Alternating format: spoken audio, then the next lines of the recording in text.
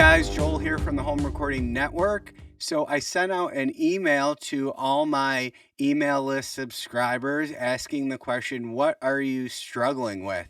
And I kind of got some stuff back from a lot of newbies asking just what equipment should they be buying or what should the setup look like for a home studio. So I actually have a lot of new people on my email list that are just getting started, which is awesome. So I'm just going to run through everything that you need for a home studio.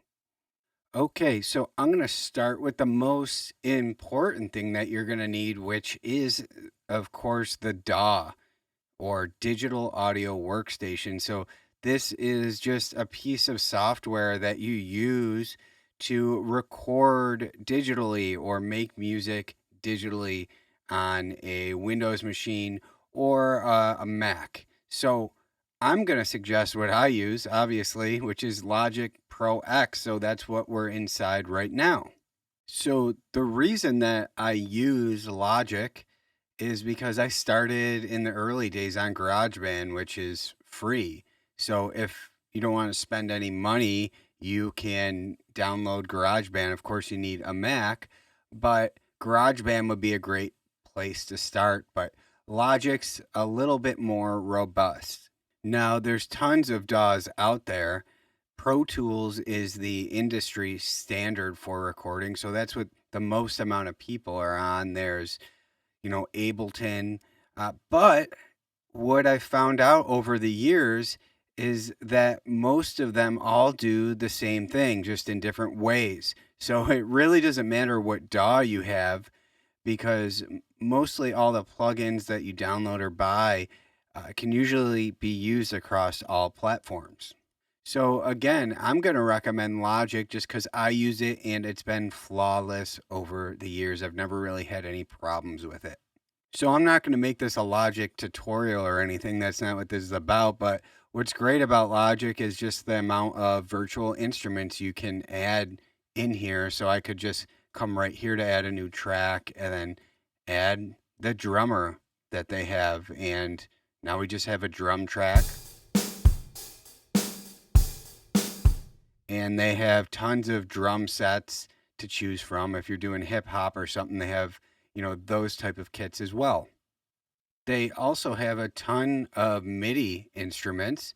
So I can come here, add a software instrument. Let's say I want to use their Alchemy program.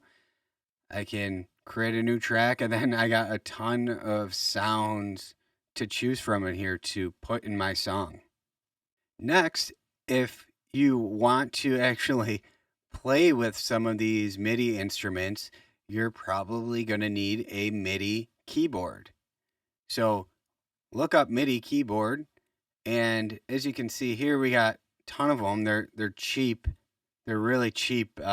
These just go right USB into your computer, and then you can actually play these and engage some of the MIDI tracks in whatever DAW you're using. So with those two items, you can basically make a song. You can't record any vocals or anything, but you can make the music for a song. And what you're going to need next is a decent pair of headphones. Now, you don't really need studio monitors nowadays. I have studio monitors, but a lot of people are just using a decent pair of headphones to mix their music. Now, first, I'll give you what I use, and that is these Sennheiser HD 650s. And these are very nice headphones to mix on. So if you want something really good, these are some of the best headphones out there in my opinion. Now, I did use these Audio Technica M50s for years, and they're not really that expensive. These were great headphones. So if you don't have the budget, but you want something decent, I would definitely recommend something like this. So next, if you want to actually record live instruments like a vocal or a guitar or something like that, you're going to need a couple of things. So the first one is a recording interface. Now, this is just a device that we can plug a mic into that runs into your computer so we can record the signal. So, just like the last one, I'm going to give you an expensive version and a not so expensive version. If you want something that's top of the line and you're just looking to record one, maybe two tracks at a time, you're probably going to want to look at Universal Audio. And this is kind of their base unit. It's the Apollo Twin X. And this device is great for small little studios that just need to record one or two tracks at a time. This does go into your computer via Thunderbolt, so you have to have that. But if you're looking for something a little less expensive, these Focusrites are great. So this Focusrite Scarlett, it has one mic input and it has a guitar input as well, a 1/4 inch jack. So these are pretty affordable. So if you're just getting started, this might be a good option for you. And this device just goes into your computer using USB. So this might be an option if you don't have the Thunderbolt option. So the last thing you probably will need would be a microphone. So just like the last one, I'm going to give you a expensive option and a not so expensive option. So if I had to just pick one microphone that I could have, it would be the mic that I'm talking into now. And that is the Shure SM7B. This is a great quality microphone and it can be used on a bunch of stuff. So you could probably mic a guitar with this. You could record a vocalist with this. It's been in the industry for years and it's a go-to for a lot of people.